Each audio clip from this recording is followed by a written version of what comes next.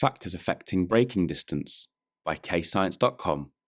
We're now going to look at factors that affect braking distances, not thinking distances.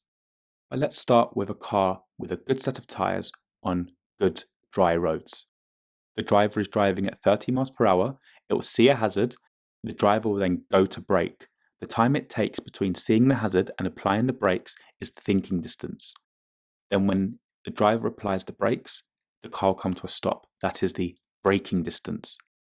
And if you add the two together, that is the stopping distance. So we've represented the thinking and braking distances here with the blue and red blocks of colour. Let's now see what happens on wet road. So there's going to be less friction between the road and the tyres on the car. It's going to be less friction. So the car is going to start driving at 30 miles per hour. Now, if it sees the same hazard but in wet conditions, the thinking distance will remain the same. Wet roads do not affect thinking distance. However, when the driver goes to brake, the car is going to take longer to stop. This is because there is less friction between the road and the tyre, which means that the car is going to travel further while braking. So if you reduce the friction between the tyres and the road, it is not the thinking distance that's going to change. It's going to be the braking distance that will change. So thinking distance remains the same, but the braking distance becomes longer. And if you apply the brakes too hard, the car will skid out of control. The car will skid out of control. And if you apply the brakes too hard, the car will skid out of control. It's question time. Attempt these questions to check your understanding.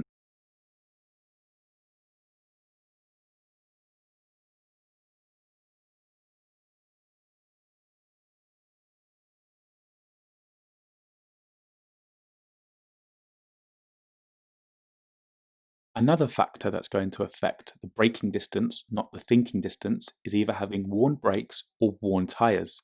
So the thinking distance will not change, but the braking distance will change, and the braking distance will increase if you've got worn tyres or worn brakes, which will lead to an overall increase in the stopping distance for the car.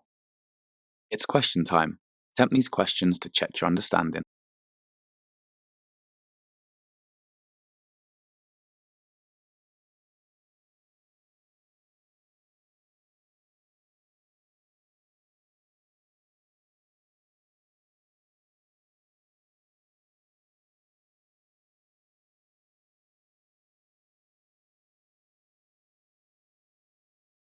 Press pause to practice using those key words.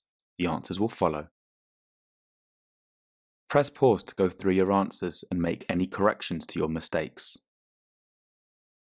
Press pause to answer the questions. The answers will follow. And if you're stuck, just re-watch the video. Press pause to go through your answers and make any corrections to your mistakes.